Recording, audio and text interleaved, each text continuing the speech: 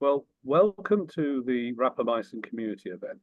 Dr. Vyvyane Lowe is going to talk to us about mTOR, which, given that it's the mammalian or mechanistic target of rapamycin, it's quite a relevant subject for a Rapamycin Community event.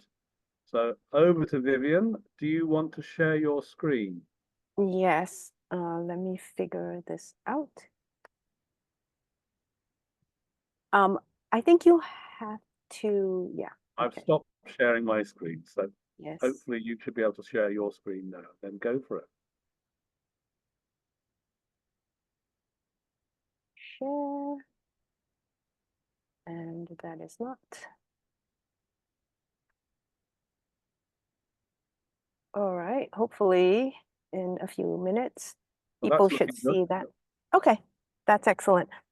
So let me just start by saying thanks for having me in your group. I'm looking forward to this. I heard about all of you through Joe, who interviewed me, as he said, on his podcast, Wise Athletes. And then we got to talking about his interests, and he mentioned this rapamycin group, and voila, here I am. Now, Joe had listened to an episode of my podcast, which I had called Caveats on mTOR. And honestly, the only reason I did that episode was because I liked the title. I just like the wordplay, and I thought, oh, that's cool, and just made that episode. And that was quite a long time ago. Joe mentioned that he had listened, and he thought this might be a good forum for me to bring some of that information too. So I, before today, went back and had a little listen, and I thought, oh, okay, because that was a few years ago.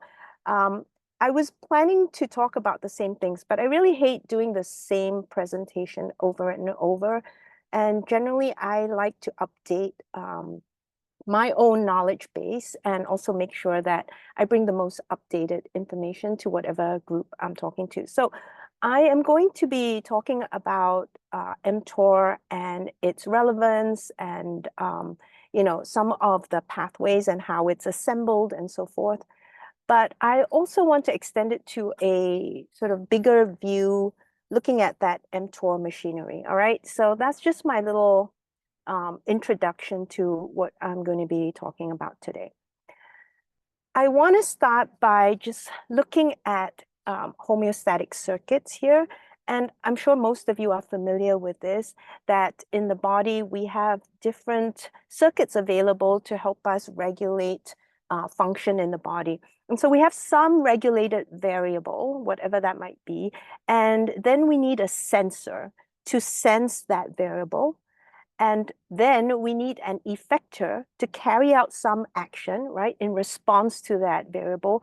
And then that action will feed back to change the regulated variable, and then we go round and round. So we have this homeostatic circuit here. Unfortunately, sometimes I think what we do is we focus only on one circuit. And the main thing I want to point out is that in the body, and in any system that we look at, obviously, there are many, many circuits and they interact. And that is what makes up the complexity of the body, right? So, people who are systems engineers will appreciate that you can't just look at one circuit and come to conclusions and act upon the information from one circuit, that we have to look at the multiplicity of the circuits and the interactions. And even then, it may be very hard to figure out what's affecting what and what the overall net effect might be. Because we are talking about mTOR, essentially, we're talking about cell growth. And just on a very broad picture, we take in food, and that will give us some energy and net, substrates for synthesis so that we can make more new cells, we can make more tissue such as fat and muscle. And this is essentially, in a very, very broad overview, what we do with the food that we take in. Now, mTOR itself is an enzyme. It's a serine threonine kinase, and it's very important in this arena of cell growth because it regulates cell growth, proliferation, synthesis of protein and RNA, and also autophagy. And I guess that's why most people are interested in. mTOR itself, the enzyme, is associated with different proteins. And when it's associated with different proteins, we're actually going to be getting different complexes here, right? And so we have mTOR1, mTOR2, mTOR3, and the different proteins that are associated with the mTOR component is really what makes up the different complexes. The complex that we know the most about, obviously, is mTOR1.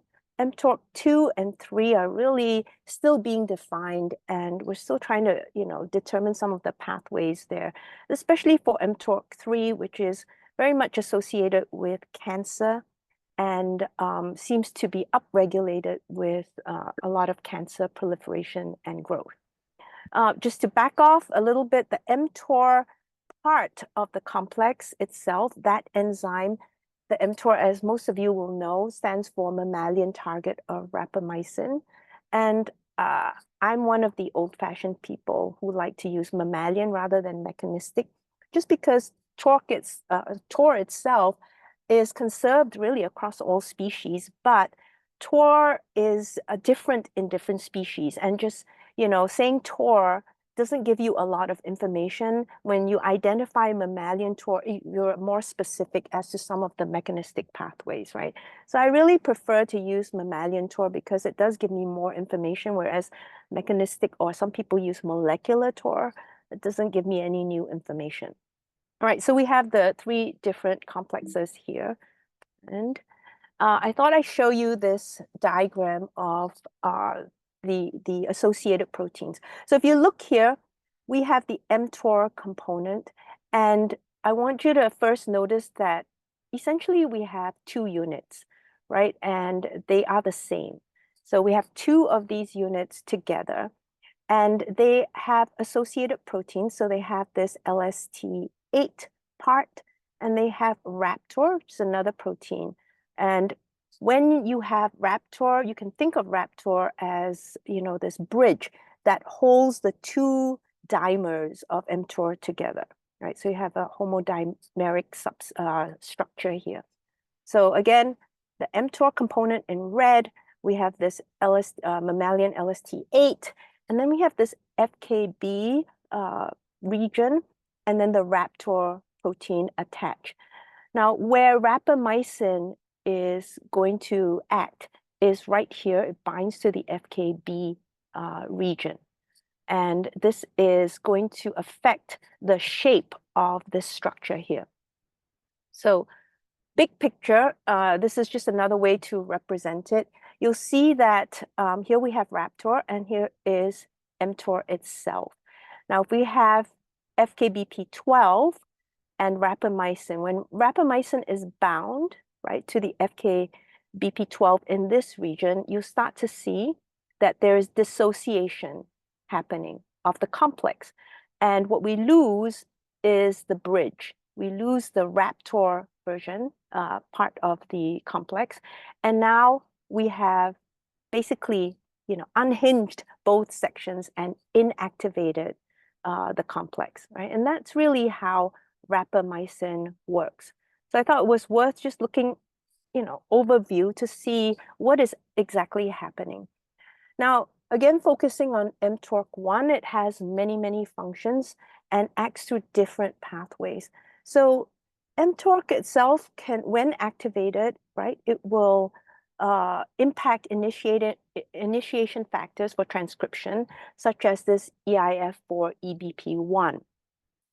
If you notice, it's going to inhibit this factor, which itself inhibits protein synthesis. So if we think about the enemy of my enemy is my friend, and we think about that concept, you realize that when we inhibit the inhibitor, we're actually turning on protein synthesis, right? And with mTOR, you're going to see a lot of this where you inhibit the inhibitor in terms of the different proteins that are associated with it.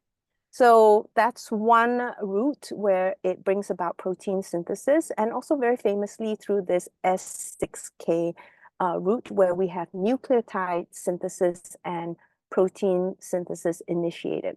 It's also very important in lipid synthesis through SREBP. These are transcription factors for bringing on lipid synthesis. So it activates that as well.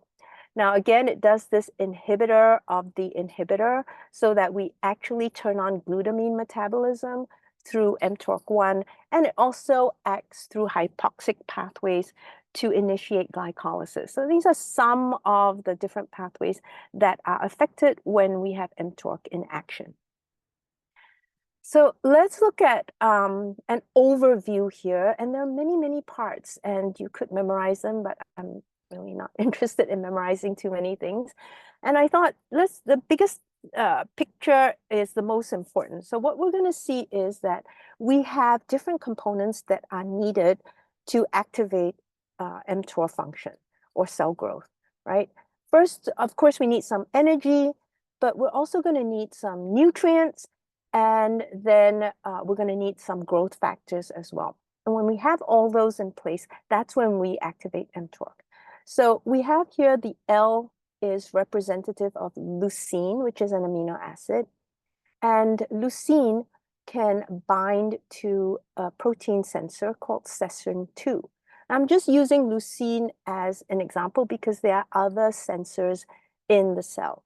But this is sort of the iconic sensor that people talk about. And leucine is the iconic amino acids that people start to talk about when they discuss mTOR. So leucine can bind to this sensor called cestrin-2, which then is able to act through a number of inhibitory processes to turn on a process where we accumulate these GTPases to the lysosomal surface.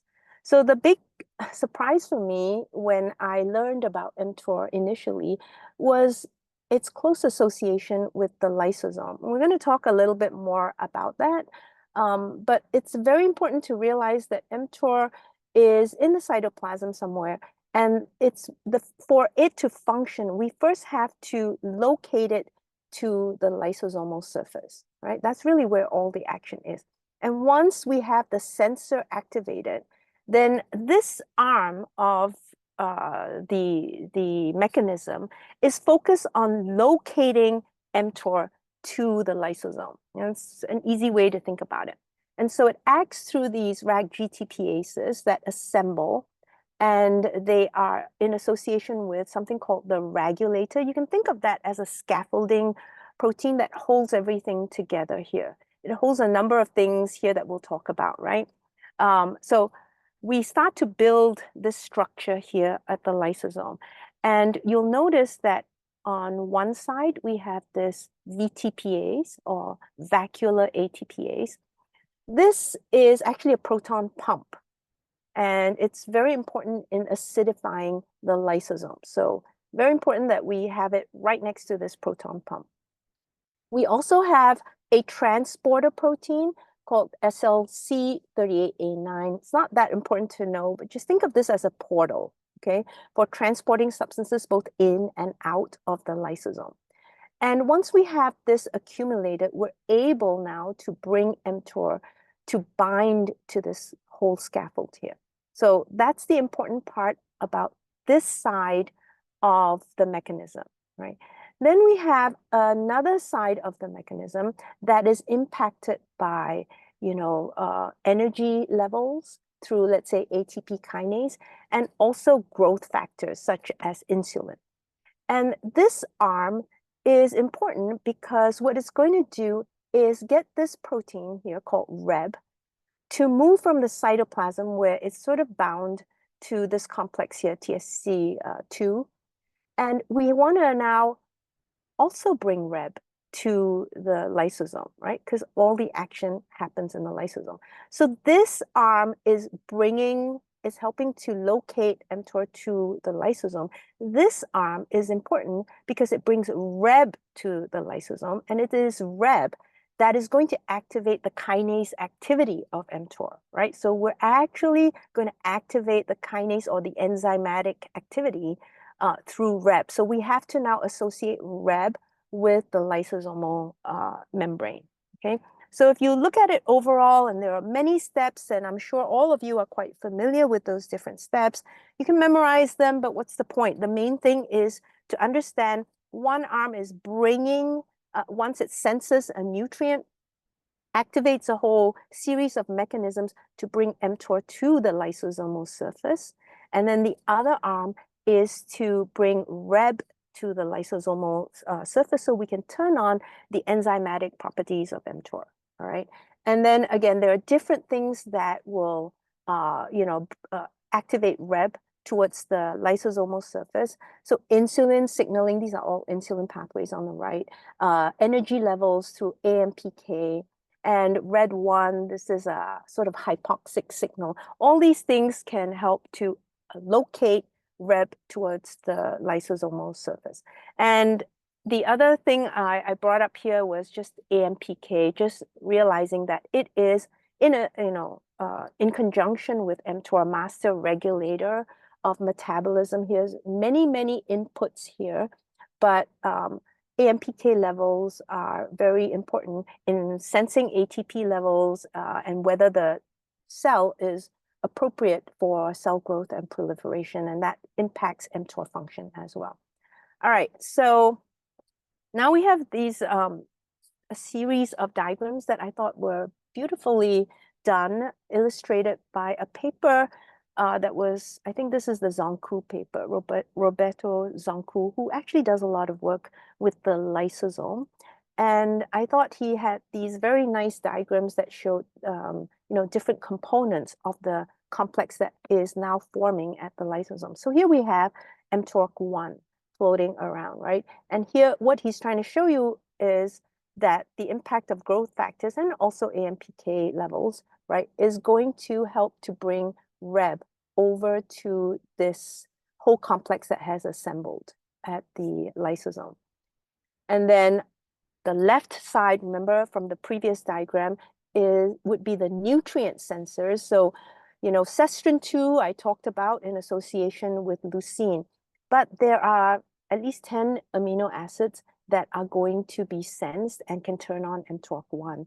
So arginine is another very good sort of stimulator of mTORC action, and it's sensed by castor, another protein that senses, different levels of amino acids. So leucine, arginine, we also have methionine that can be sensed by mTOR. And they all do the same thing, essentially. They act on other complexes and help to locate mTOR to the lysosomal surface there. I mean, the only, these are the most potent amino acids in terms of stimulating the action of mTORC1. They probably will have this assembly done in about under 15 minutes. Other amino acids may take longer. I think glutamine takes much longer than that. But there are certainly other amino acids that can do that. And it's not just amino acids. Cholesterol is another activator of mTOR. Some of you may know this, that when we take in the LDL receptor with its cargo, when the LDL receptor at the cell membrane takes in LDL with its cargo of cholesterol, right? Essentially, it's going to bring it to the lysosome. And here at the lysosome, we're going to actually separate the LDL receptor from the LDL. The receptor goes back to the plasma membrane where it can continue to do its work, whereas we can break down the LDL and release cholesterol. So when you have an abundance of cholesterol within the lysosome, it is sensed by a transporter called NPC1. And this NPC1 transporter is able to efflux the cholesterol, which, now the cell can use for different function, right? Now, when we actually use up the cholesterol inside the lysosome and now it becomes sort of void or depleted of cholesterol, this NPC1 transporter is able to go and bind to this complex here and inhibit the action of mTORC1. So it says no more cholesterol, right? And so we can stop mTORC function. We don't have to now, engage this machinery. Okay, so very nice little feedback loop there. And again, this just shows both arms. Again, I think it's worth spending time realizing, because people talk about this and they talk about GATA1, GATA2, and all these different proteins. But the big picture is the most important. We have the nutrient sensors on one side. We have the growth factors and energy sensors. We should have AMPK here too on the other side. And together we can activate the whole complex here. And this is just, again, the same thing, but just showing all the different components. All right. Lysosome. So, again, lots of people focus on mTOR and the mTORC part, but I mentioned how important the lysosome is, because without the lysosome, then you don't have all the action, because that's where everything is. That's where everything has to locate itself. All the different components of this cell growth machinery has to locate at the surface here of the lysosome. Now, when we have absence of nutrients, absence of amino acids, absence of cholesterol and growth factors, then essentially we're in a starvation state, let's just say, right? And we have inactivation of mTORC1. So, we're not going to be building stuff. And in fact, we're going to be breaking stuff up. So we're going to be catabolic. And we're going to also utilize autophagy here through the autophagosome, which is, basically the lysosome becomes part of this whole structure here. And the whole point about this is that when we have autophagy, structures that are brought to the lysosome to be broken down, right, will release nutrients within the lysosome. And the important part about this is, if you remember that transporter, the SLC38A9 transporter, I said that, it can sense different types of nutrients. But the other thing it can do is it senses the nutrients within the lysosome. So in this case, a lot of times it senses arginine. So once we have a lot of arginine from breakdown and catabolic processes that have occurred in the lysosome, that triggers the SLC38A9, and we efflux all the amino acids that have gathered here from degradation, okay, due to autophagy. Now that means that the degradation products now flood into the cytosol, and that itself can activate mTORC, right? And then we turn on mTORC again. So you can see these different loops happening, so that we have, yes, under starvation circumstances, inactivation of mTORC, but once we go to an autophagy state, right, we efflux all the broken down proteins, for example, into the cytoplasm, and that itself it will be sensed, and then we activate mTORC itself. So because this is the rapamycin group, I'm sure most of you know that really what rapamycin does is it keeps cells within this G1 phase, right? We have these different phases of cell division and so forth. And what we do is we keep it in this G1 phase. So it doesn't go into DNA replication. It doesn't go into mitosis.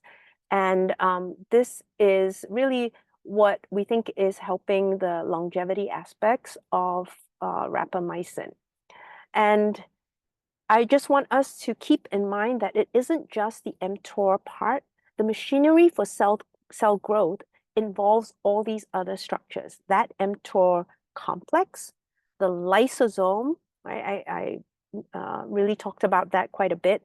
The SLC38A9, the solute transporter, and this vacuolar ATPase, which you saw earlier in the diagrams. We're going to focus now on that VTPase, because I want us to now start thinking of different components of the machinery aside from mTOR. So this is looking at the VTPase assembly. So this is a proton pump, and we have many of these VTPases in the body. This one we call the vacuolar ATPase because it happens in vacuoles like the lysosome.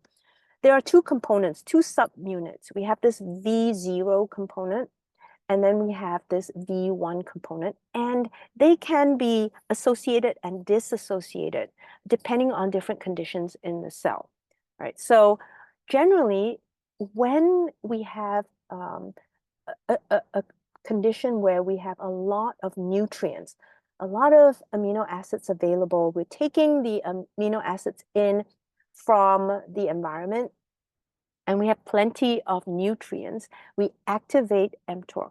It turns out that when we're in this condition, we tend to have more dissociation of the subunits here. So the V1 component of this pump now goes to the cytoplasm, while the V0 component, it stays at the lysosomal surface. The result of this is we have weak acidification in the lysosome. And, remember, this is a proton pump, so we're actually pumping, we use ATP to pump hydrogen ions in here to acidify the lysosome. So when we have a lot of nutrients, we have, sort of a weakly acidic environment in the lysosome, and it's not very strongly activated.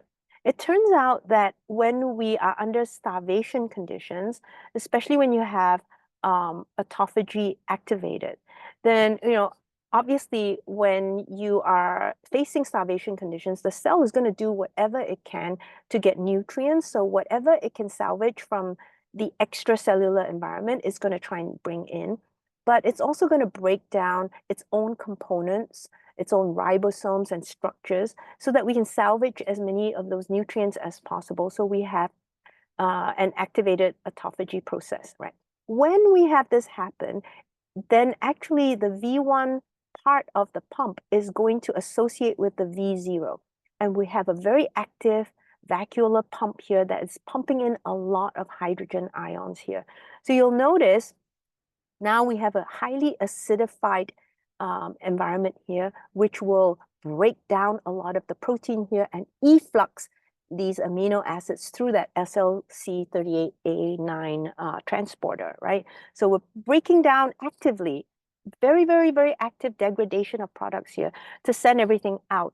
And in this circumstance, we actually turn off the mTOR action during autophagy, right? So we can see that this state of acidification relates to whether we have any increased degradation or not. And in the case of autophagy is when you really want to break down everything that you encounter. Well, it turns out in that study that I have been referencing, and this diagram is from there, it turns out that once you have inhibition of mTORC1, we get, as I said, increased lysosomal amino acid generation from extracellular proteins. Now, when we use mTOR inhibitors, we promote the growth of cells that rely on these extracellular proteins as an obligatory nutrient source. So cancer cells, for example, that have nutrient-poor tumor environments, we're going to actually now try to rely on whatever we can salvage from the environment. And once we inhibit VTPase action, that pump action, by dissociating the unit, we can block the growth promoting action of mTOR inhibitors in those metabolic contexts. So one way to look at, dealing with cancer cells is, instead of just trying to manipulate the mTOR function, perhaps we should be manipulating the V8 vacuolar ATPases so that we can minimize the extraction of nutrients for those cancer cells. So it's not always true that the mTOR inhibitors are going to, kind of be helpful in decreasing the cell growth and proliferation, because there are other components of the machinery, right? Within the cell itself, we also have mTOR, which is a protein complex that associates with mTOR.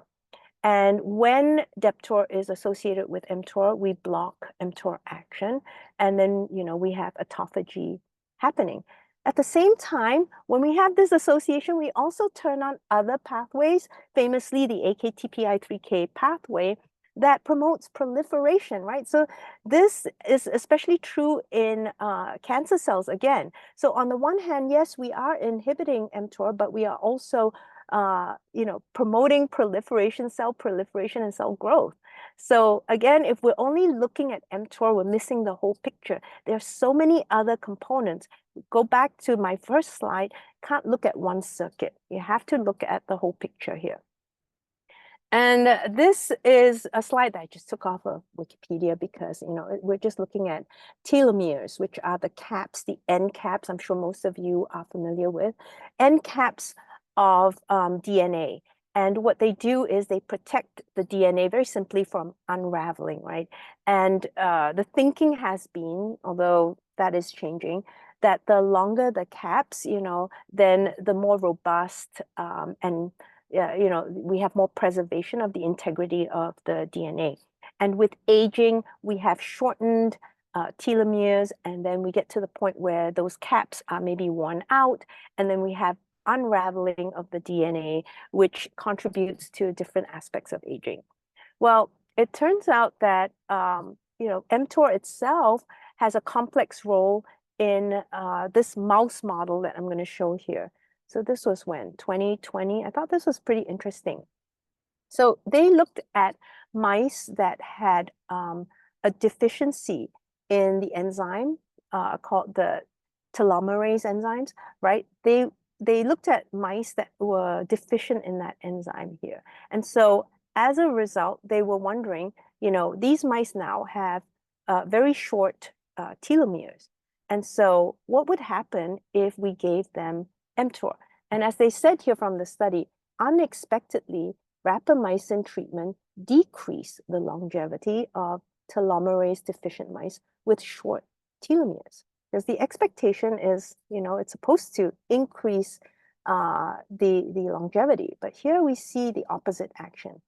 And it also seemed to worsen or increase the telomere fragility in the wild type mice that were used as controls in the study. And let's just go through this a little bit. It turns out it was deleterious with the short telomeres because those mice actually had a hyperactivated mTORC1 pathway. So they had all this upregulated insulin signaling and synthesis and so forth. And all of these pathways were actually sort of adaptive. Okay, so it was consistent.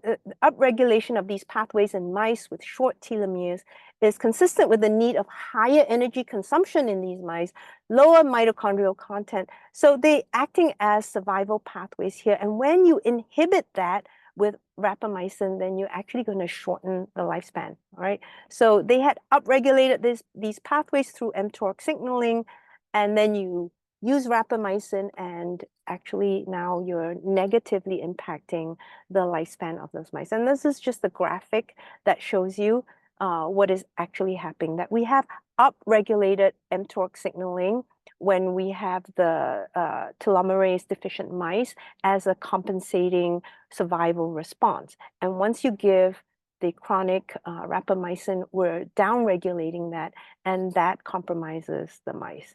Okay, so I thought maybe, I don't know what time it is, I would stop sharing there and kind of open it up to see if, people had any questions or any thoughts or comments. I just thought those were interesting views on mTOR, and my whole point of bringing some of those studies to you is that aside from mTOR, I think the most important thing is to look at the entire machinery, and it's not going to be just mTOR alone. It's going to be its association with different sensors and the actual machinery itself, the different components of the machinery itself. Okay, thoughts, comments? Over to everyone else. If you're all on mute, but if you want to ask any questions, just unmute yourself and ask a question rather than putting your hand up, because there aren't that many people, so we should be able to cope. I have a question. Go ahead. This is Joe. Hi, Vyvyane. How are you? My Good. question Okay. is related to mTORC2. In your original podcast, you spoke of how rapamycin inhibits mTOR2 somewhat indirectly, that I thought was very interesting, that might be worth explaining here. But the question relates to something that has come up in Found My Fitness podcast land, where the statement has been made a couple of different times that the mTOR2 is the source of the muscle protein synthesis related to resistance training, rather than mTOR1, which is more related to the dietary stimulus, the leucine, et cetera. Does any of that ring a bell with any of the research that you have read? No. And again, just want to point out that we still don't know a lot of information about mTOR2. It was easier to study mTOR1 because we had rapamycin, right? So we could inhibit and we could figure out all the different steps and what impacted mTOR1. mTOR2, we haven't found something that would give us this clear on-off switch with mTOR2. So it's been very much harder to study. And in fact, mTOR2 has been shown to inhibit mTOR1 action. So that's been, again, very, very controversial. And a lot of people are trying to piece all of this together. I call this complexities, right, in metabolic regulation, again, because we are so used to, in medicine, it's one of the most frustrating things for me, Joe, is that we only look at one circuit and then we assume so many things from that one circuit and we ignore all the other players in there. So it appears that mTOR2 may have some inhibitory effect on mTOR1, and I would find it very hard for them to say in such a definitive way that it's the mTOR2 that is actually contributing to hypertrophy from resistance training and not mTOR1. I think that would be very hard to prove. I couldn't even think of how they would structure a study that way. In terms of what you were saying about mTOR2 being resistant to rapamycin, it is somewhat resistant to rapamycin. Instead of Raptor, if you remember the complex there, we had Raptor on the sides as the bridge. We actually have something called Rictor, rapamycin insensitive, right, protein that's on the sides of the mTOR instead of Raptor in mTOR2. And it doesn't actually have the same effect because you saw that it was an allosteric hindrance when rapamycin bound the what is it? I always forget, FBPK, whatever, protein, right? That little green knob that was there. Once rapamycin binds to that, due to allosteric hindrance, Raptor starts to not be able to bind as well, and it starts to dissociate. Yeah, because we have a different protein in mTOR2, we have Rictor instead. We're not going to have initially that dissociation, but over time, rapamycin itself can bind to that binding protein and prevent the association of those units, and therefore in the long term, chronically, you basically can lose, you can have some sensitivity to rapamycin, but not in the acute. It's over long-term use. But yeah, back to what you were saying about the mTOR2 contributing to muscle hypertrophy, I find that hard to even, I don't know, I can't even think of how they would do the study. So that would be interesting. I'd be interested to see how they got that data or that thought. Well, thanks for that. And I would share the study if they had supplied one, but it's just been mentioned a couple of times, and I could never find anything to support that. And so I was hoping that maybe, oh yeah, somebody who is deep in the research would know all about that. But I guess I'm going to have to put that on hold for now. Yeah, I'd love to see the study, but I think everyone here can see how there's so many components that are involved, right? And, you know, like I said, we can't easily do an on-off switch with mTOR2. So it's hard to tell the effects, right? So that's why I find it kind of interesting that they came up with that. mTOR3 is generally having mTOR in association with a transcription factor called ETV7, and that seems to be upregulated in cancer cells, and a lot of people are looking at that because it promotes cancer cell signaling as well. But you can also see that depending on the context, right, in these tumor environments, these micro tumor environments, that, you know, we could have a condition where you normally would think of mTOR as being switched off, but it's manipulated through the cancer genes and the cancer cells that we actually upregulate mTOR in those cancer cells. So as I said, the complexity is something to keep in mind, and, you know, we have to think about you know, what we're actually doing. This is the rapamycin group. I thought that's why I brought on that whole longevity and telomeres study. Again, mouse model. But the big question there is, well, if you already with aging have shortened telomeres, chronic rapamycin use, is that a good thing? Is that a bad thing? Because, you know, you're adapting by upregulating mTORC1 signaling, but if you turn that off, you're actually turning on the adaptive, you know, pathways there. So that's another thing to think about. Other thoughts, comments? Well, if I can come in with a thought on the immune, obviously there is a balance with rapamycin that people Yes. all the time, which is it reduces the immune system's activity. It also Absolutely. and so people cycle it and all sorts of things. You didn't particularly refer to how the immune system relates to the various complexes. Okay, so, you know, if remember I showed you the cell phases of replication. So we're keeping the cells generally in G1 phase. This is true of lymphocytes particularly, right? So you're actually suppressing the replication and growth. Replication of lymphocytes. Yes, of lymphocytes. So in transplants, for example, especially T cells and so forth, they want to, you know, kind of down regulate that pathway. So it's the low white blood cell count comes from the lymphocytes themselves. Yes, we're arresting their, all the other cells, their replication. Any difference. But in terms of the lymphocytes, it makes a difference, and you have fewer of them, and that's what causes everything. Yeah.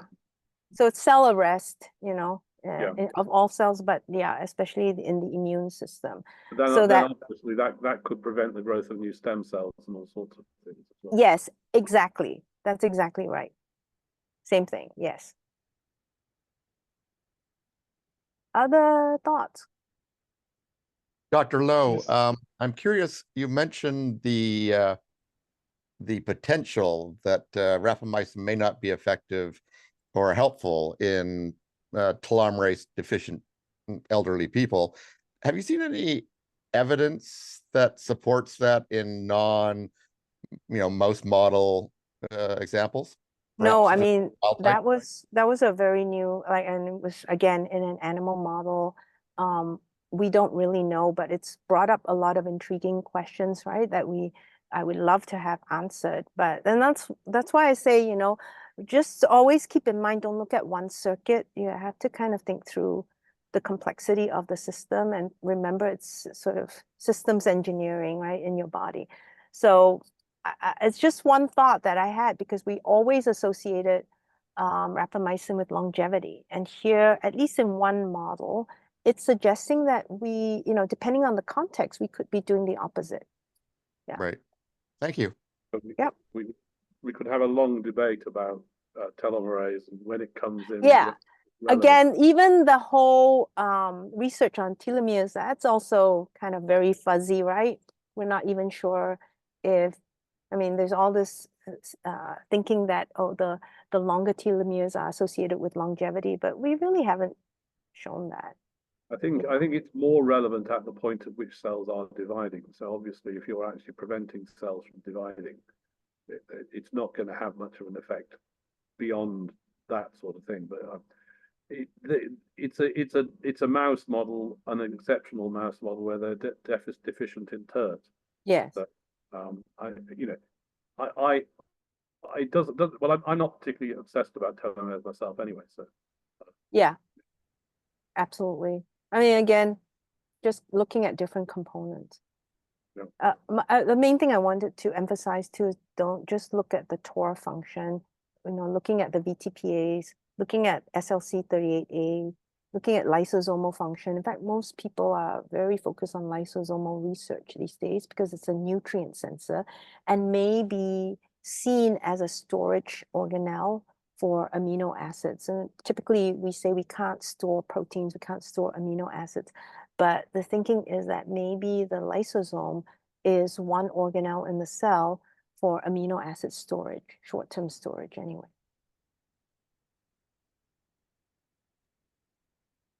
Are we any more questions? Yeah. Yes. So I've noticed that another application of rapamycin is in drug-eluting stents. So they put rapamycin there to avoid proliferation.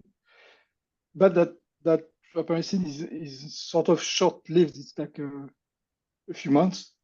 So is it enough, or should why don't for transplant, for instance, they give rapamycin forever. So yeah, why not for stents?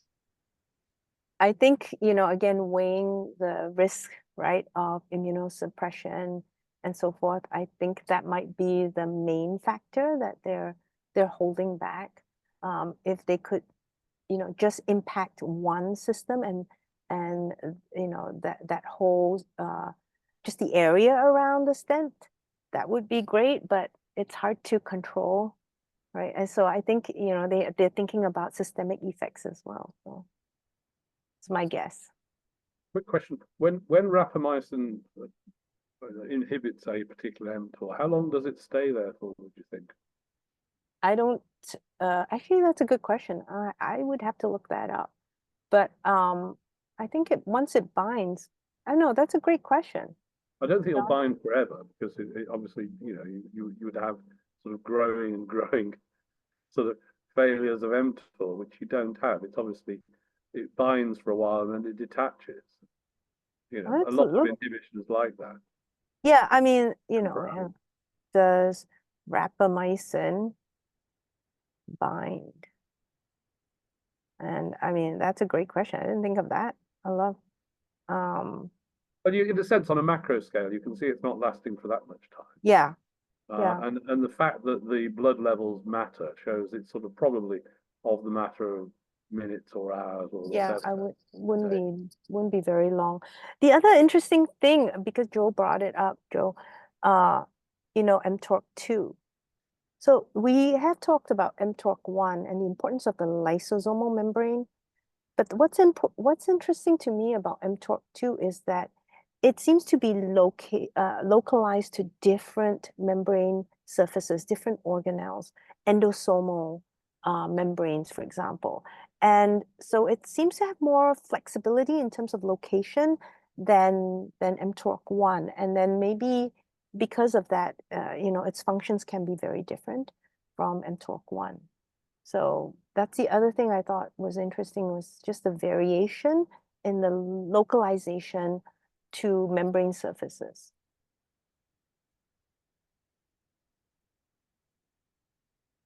Jump back in and say that I thought that just listening to the original podcast and again here today, it just is eye-opening. To a person like myself, I'm not a scientist or a researcher or even have much history, in knowing anything about mTOR. So I'm sort of a student of the internet, and of course the problem that a person like me is going to have is that everything is oversimplified in order to communicate it to people who don't have the background to understand the details.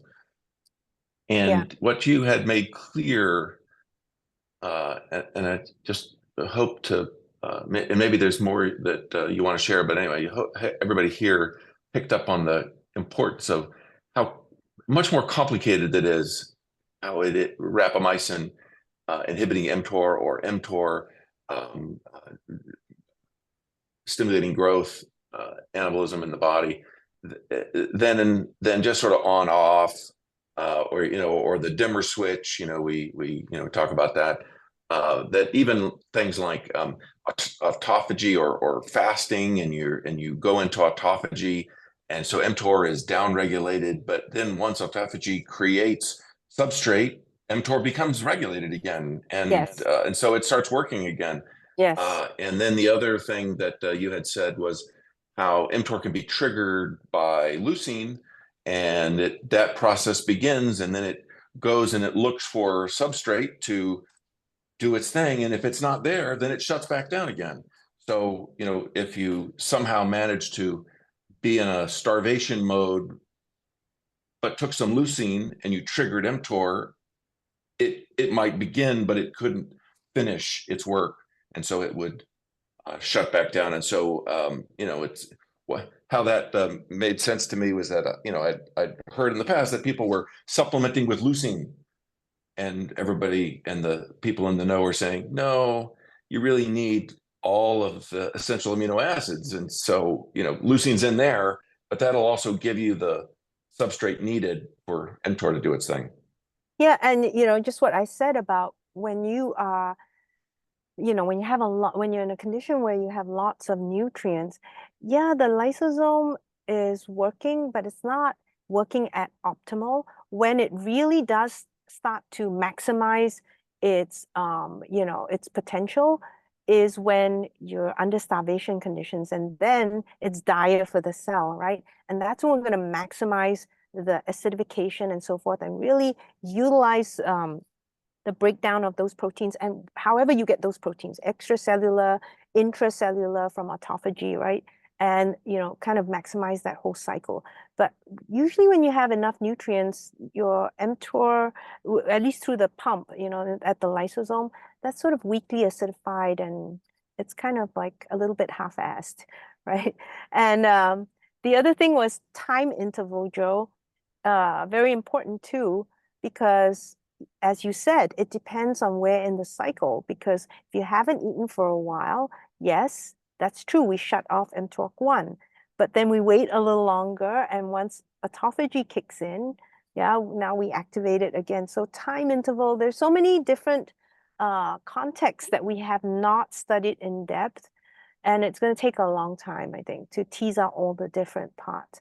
And it's exactly what you said, that the main thing is just to avoid simplistic one circuit model, which is why I started with that slide, just saying we usually consider only one component, one circuit, and we say, aha, this is what we can do. But there's so many intervening circuits, it's hard to tell and tease things apart sometimes. Yeah, it's why it's troublesome to just trust mechanistic ideas for how the body works, because nobody really knows and there's all so of the many things that are happening. Yeah, there's so many sort of, we talk about metabolic flexibility, and there's so many other pathways that get engaged when you turn off one circuit, you trigger other circuits, as an adaptive feature, right? So, we wouldn't be around if we didn't have that metabolic flexibility, because if we only had one circuit, it's like, kadunk, and you're done, right? We wouldn't be Homo sapiens, it'd probably be some other hominid species around. Great, thank you very much. When you say under starvation conditions, does ketosis count as that, or are you talking about actual starvation conditions? Ketosis is particularly interesting. Ketosis is particularly interesting to me because it appears that with ketosis, we dissociate. If I remember correctly, it was a while ago that I looked at that. We dissociate the ATPase pump, right? And actually, we decrease the activity of the lysosome and decrease some of the mTOR activity. So that's kind of been hard for me to figure out with ketones. And there was only one study, and it was in cardiac patients that I saw, and this was a while ago. So I have to dig that one out again. But that was a question I had. And in fact, I questioned the authors of that study, because I was like, really? You're saying that the pump dissociates in ketosis? And no one got back to me. I wrote to them and they didn't respond. I have seen people saying you just ordinarily overnight sleeping without necessarily doing intermittent or time restricted feeding people end up in ketosis in the morning, or at least some ketone. Yeah, some As nutrition. long as they don't eat like midnight and wake up at 4. If somebody eats last at 6 p.m. say, Yeah, and they wake up the next day 6 a.m., they are likely to have some ketones in their system. yeah. So that implies that the mTORs. Well, this interesting question as to what extent mTOR is like locked on in older people, where rapamycin can prevent that. Are you? That's a thesis that's floated around. Is that one you agree with, that mTOR gets locked on in older people? What do you mean by locked on? Well, it's sort of permanently activated rather. This is why the argument is rapamycin particularly helps, because it deactivates mTOR, which is otherwise permanently activated. Is that Ooh, I would not say that mTOR is No, I have permanently. seen it said. I'm not. I Yeah, haven't been persuaded that yeah, it's true. yeah. I would not say that it's permanently activated. That it's not. I think okay. The only way I can wrap my head around that, John, is maybe that we say that mTOR is I always have a hard time with this word, constitutive, meaning it's, the thing is that if you look at the whole machinery and the pathways, it's always inhibited by something, right? Yeah. You know what I'm saying? It's almost like it's ready to go, but Balance. someone's holding on to it by the collar and saying, no, not so fast, right? And then how many copies would you expect in the different cells, depending on the size of the cell? But obviously there will be copies of mTOR in the cell. yeah, I don't know. I don't know how many. Obviously some will be active and some will not. This is the whole Yeah. point. It's not. Yes, it's always going to be a net. Absolutely. There's going to be a net effect, Yes. and the net effect will affect the pathways will move between sort of Yes. percentages and things like that. So yes. So I mean, but the it's a good question. So Mike, I had looked at this and thought, why do we have it in a way? Yes, it is on, and all these proteins are kind of holding it by the collar and holding it back and saying, no, no, no, no, until let's say a nutrient comes and releases that hold, right? And then but that also means that it can trigger the action of mTOR very quickly, right? So when we need to rev up immune cells, when we need to rev up growth very quickly, then it's just releasing the brakes on it, right? That might tip it over. So I think that might be why it's designed that way, but this is all speculation still. Well, thank you for that. And has anyone got any more questions? Or should we just say thank you to Vyvyane?